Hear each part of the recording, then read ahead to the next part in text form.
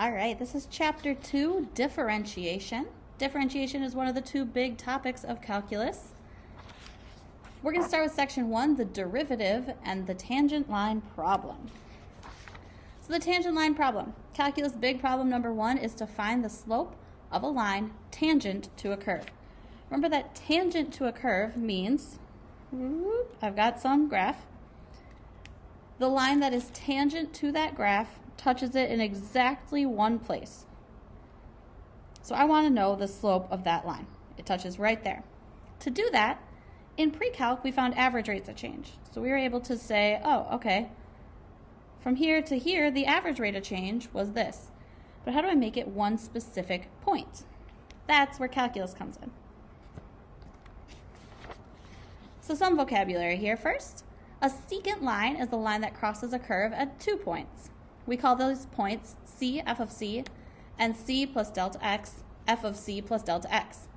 The slope then is, subtract my y values,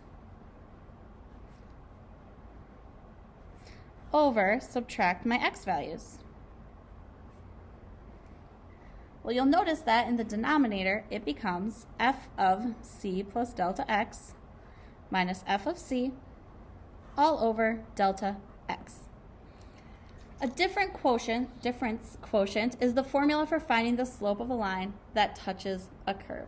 A difference quotient is the limit as delta x approaches 0 of f of c plus delta x minus f of c all over delta x. Delta x is just the change in x. That's how much x changed. The change in y is f of c plus delta x minus f of c. We essentially just found the slope. So how can we approximate the slope of the tangent line using the slope of the secant line? Let delta x approach 0. Make that change smaller and smaller and smaller. So the definition of a tangent line with a slope of m. If f is defined on an open interval containing c, and this limit exists, so the limit as delta x approaches 0 of delta y over delta x, which is the limit as delta x approaches 0 of f of c plus delta x minus f of c all over delta x equals m, then the line passing through c, f of c, with slope m is the tangent line to the graph of f at the point c, f of c. So essentially, to find the slope of a tangent line, we use this limit right here. M is just the slope of the tangent line. It can also be called the slope of the graph at x equals c. So let's find the slope of the graph of f of x equals 2x minus 3 when c equals 2. So we take the limit as delta x approaches 0 of f of c is 2, so 2 plus delta x minus f of 2 all over delta x. Well, we can actually go further now because we know what f of x is. So we'll plug in 2 plus delta x and 2. So the limit as delta x approaches 0 of 2 times 2 plus delta x minus 3 minus 2 times 2 minus 3. This is f of 2 plus delta x. This is f of 2 all over delta x. So now what I do, I distribute and I simplify. So I get 4 plus 2 delta x minus 3 minus 4 minus 3 over delta x. And then I combine my like terms. The limit as delta x approaches 0 of 1 plus 2 delta x minus 1 all over delta x. All my 1's cancel, giving me the limit as delta x approaches 0 of 2 delta x over delta x. And look at that, my delta x's cancel. I need the limit as delta x approaches 0 of 2, which is just 2. The slope of that graph when c is 2 is 2. It won't always be the same exact number. So we're going to find the slope of a point, or of an equation at a line, or slope of a curve at a point. 2 different points though. So the first one, we have 0, 1. An easier way to go about this is to just find a generic formula for the slope. So I do the limit as delta x approaches 0 of f of x plus delta x minus f of x, all over delta x. This will save me a little work in the long run. So I have the limit as delta x approaches 0 of x plus delta x squared plus 1 minus x squared plus 1 all over delta x. Now I square.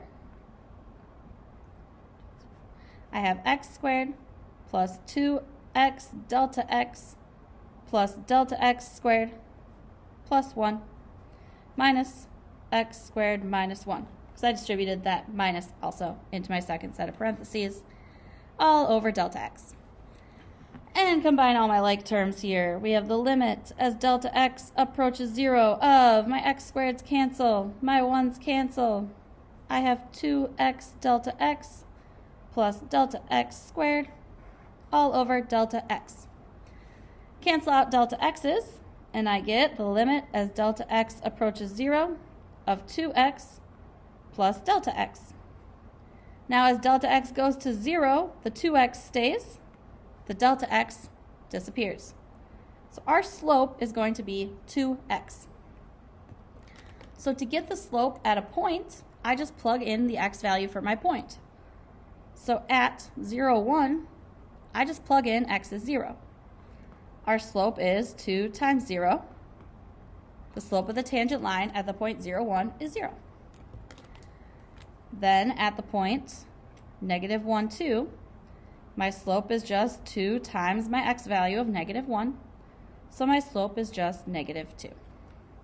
That's much simpler than doing the whole limit process twice. So if f is continuous at c, and that limit goes to positive or negative infinity, then a vertical line passing through x equals c is a vertical tangent line to the graph. Here's an image of what happens when you get a vertical tangent line. It's one of those times where the only way to cross it one time is to cut right through the graph. That's if your limit gives you positive or negative infinity. So, skip that, sorry. Now let's talk about something called the derivative. The derivative of a function. Differentiation is one of the two fundamental operations of calculus. It's the process of finding the derivative of a function. The derivative of a function is defined using that exact process we just talked about. But notice this notation. It's f prime of x. We call that little apostrophe a prime. It's defined as the limit as delta x approaches 0 of f of x plus delta x minus f of x over delta x. You may see it sometimes written as the limit as h approaches 0 of f of x plus h minus f of x all over h. That's just people that don't feel like using the delta x and would rather use an h. It's totally the same thing, means the same exact thing. So for all x for which this limit exists, f prime of x is a function of x. So f prime is the derivative of x. A little vocabulary. The instantaneous rate of change, or just called the rate of change, is the rate of change at a particular moment of one variable with respect to another. So we're saying at this point in time, this is exactly how much x is changing with respect to y right now. If a function is differentiable at x, its derivative exists. And if it's differentiable on an open interval, then it's differentiable at every single point in the interval. Some notations to notice. These all mean the exact same thing. F prime of x, dy dx, is how we read that one. Y prime, d dx of f of x. That's the way you'll see it if you are asked to find the derivative. And then this one is called Leibniz notation. We don't use it as often, but it is valid. And just a reminder, this is the formal definition of the derivative. The three really that we use the most often, we write our derivatives, will be those. This one is usually used when we're asking for a derivative.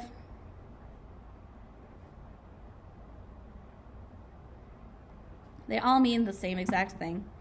they all mean the limit as delta x approaches 0 of f of x plus delta x minus f of x all over delta x. So let's find the derivative of f of x equals x cubed plus 2x.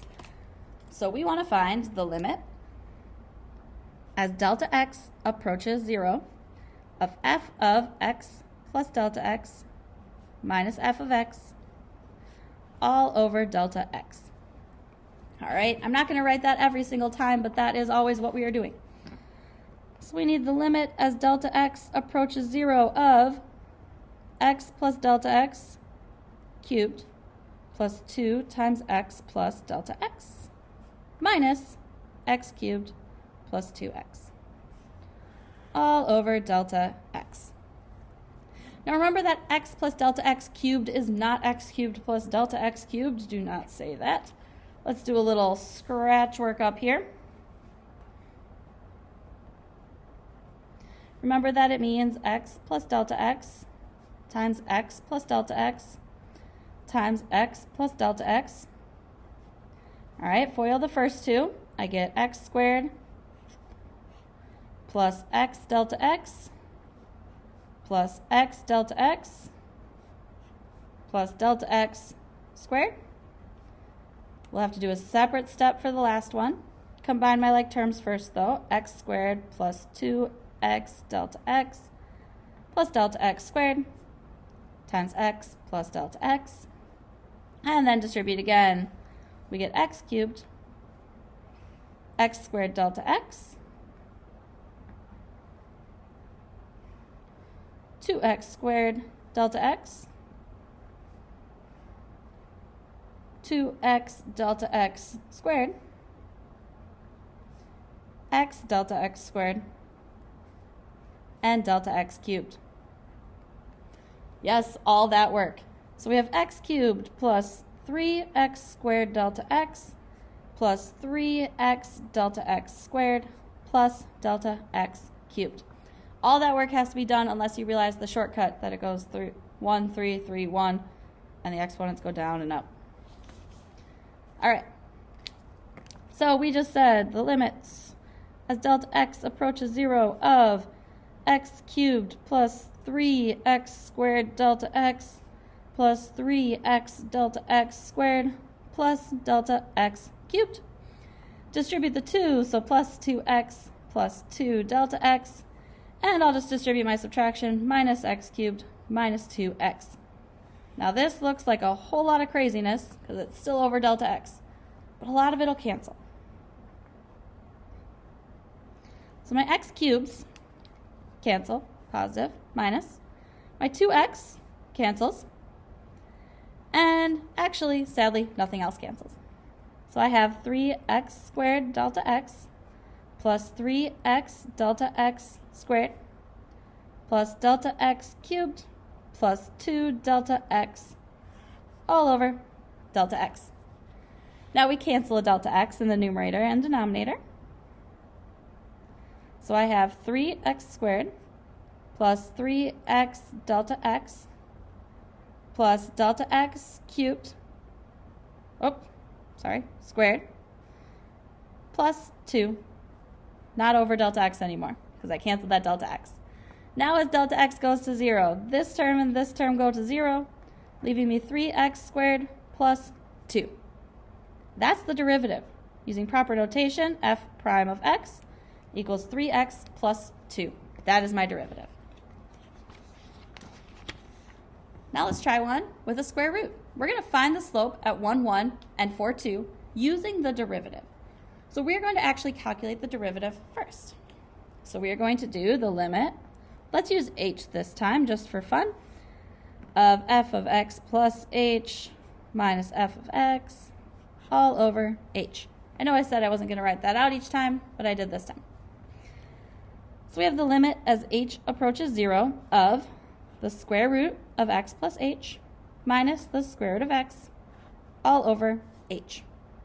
Now we have to think back to our limit stuff. I can't do anything with this, but I can multiply the numerator and denominator by the conjugate. So square root of x plus h plus the square root of x, and square root of x plus h plus the square root of x. So now I get the limit as h approaches 0 of x plus h minus x all over h times the square root of x plus h plus the square root of x.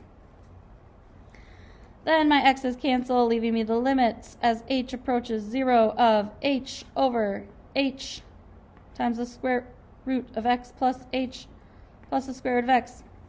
These h's cancel, leaving me just the limit as h approaches 0 of 1 over the square root of x plus h plus the square root of x.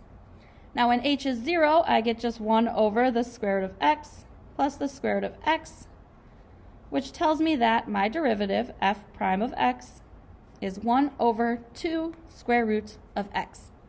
That's my derivative equation. It's also called the general derivative. Now at 1, 1, I need f prime of x, which is 1. So I take 1 over 2 square root of 1, which is just 1/2. At our other point, 4, 2, I take f prime of x, which is 4, go 1 over 2 square root of 4. Square root of 4 is 2. 2 times 2 makes it 1/4. Now we're getting crazy. We're going to find the derivative of y equals 2 over t. We're using a t instead of an x. That's fine. So I could take the limit as delta t approaches 0 of f of t plus delta t minus f of t all over delta t. All right, plug it all in. The limit as delta t approaches 0 of 2 over t plus delta t minus 2 over t all over delta t. Now in order to combine the numerator, we need a common denominator. So we're going to multiply the first fraction by t and the second fraction by t plus delta t. I'm also going to write the divided by t from the denominator next to it, just because it makes my life a little easier. So I have the limit as delta t approaches 0 of 2t over t squared plus t delta t minus 2t plus 2 delta t over t squared plus t delta t. And that whole thing is divided by delta t. So I combine these. Remember to distribute the subtraction, so make this plus negatives. We have the limit as delta t approaches 0 of, my 2 t's cancel, leaving me negative 2 delta t over t squared plus t delta t. Remember that dividing by a number can also be multiplying by its reciprocal. So 1 over delta t. And then these delta t's cancel, leaving me the limit as delta t approaches 0 of negative 2 over t squared plus t delta t. And as delta t becomes 0, we get negative 2 over t squared. Now I could call this y prime. I wouldn't want to call it dy dx on this one, but I could call it dy dt because t was my variable. Negative 2 over t squared. So differentiability and continuity. F prime of c can also be defined as a limit as x approaches c of f of x minus f of c over x minus c. That's a derivative at a point, another way you can do it. Derivatives from the left and from the right, you can also find one-sided limits. The limit as x approaches c from the left and the limit as x approaches c from the right. If a function is differentiable on a closed interval, then it was differentiable on the open interval, and the derivative from the right and the derivative from the left, derivative from the right at a and derivative from the left at b, are both going to exist. When a function is not continuous at x equals c, it is not differentiable at x equals c. If a function is not continuous, it is not differentiable. Which brings me to a golden rule. Differentiability implies continuity. but it is possible for a function to be continuous but not differentiable. All right, if it is differentiable, it's definitely continuous. If it's continuous, it may or may not be differentiable. So let's find the derivative of f of x equals the absolute value of x minus 2 at x equals 2.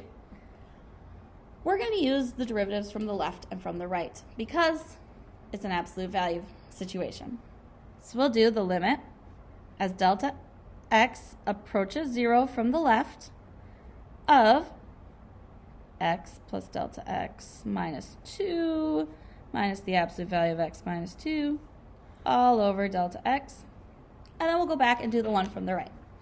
So when we do this, we have a little situation because with absolute values, we have to think about this. This is a case where using the standard form of the derivative doesn't really help us because I can't really go anywhere from here. Instead, we're going to use the alternate form of the derivative. We're going to do the limit as x approaches 2 from the left of f of x minus f of 2 over x minus 2. That way we'll actually be able to do something. So we'll do the limit as x approaches 2 from the left of the absolute value of x minus 2 minus the absolute value of 2 minus 2 over x minus 2. That makes it just the limit as x approaches 2 from the left, absolute value of x minus 2 over x minus 2. Now as I come in from the left, these are numbers that are smaller than 2. The numerator will always be positive. The denominator, if it's smaller than 2, will be negative. A positive over a negative gives me a negative. And since they're the same, it'll be a negative 1 in this case. Then we take the other side, the limit as x approaches 2 from the right of f of x minus f of 2 all over x minus 2. So the limit as x approaches 2 from the right, the absolute value of x minus 2 minus the absolute value of 2 minus 2 all over x minus 2. And so we have the limit as x approaches 2 from the right of the absolute value of x minus 2 over x minus 2. We're coming in from the right. I want to make sure this is clearly a minus. There we go. All right, so this time we have values that are bigger than 2. The numerator will be positive. The denominator now will be positive because the numbers are bigger than 2. They're going to be the same value, so it's going to be positive 1. Well, the derivatives from each side don't equal the same value. So the derivative does not exist at x equals 2. And that means that f of x is not differentiable at x equals 2. All right, and now let's find the derivative of f of x equals x to the 1/3 power at x equals 0. Let's use that alternate form of the derivative again. So we're going to do the limit as x approaches 0 of f of x minus f of 0 all over x minus 0. So the limit as x approaches 0 of x to the 1/3 power minus 0 to the 1/3 power over x minus 0, which is just x. So we have the limit as x approaches 0 of x to the 1/3 power over x. Remember, when you have exponents, you subtract them, so 1/3 minus 1 leaves me with,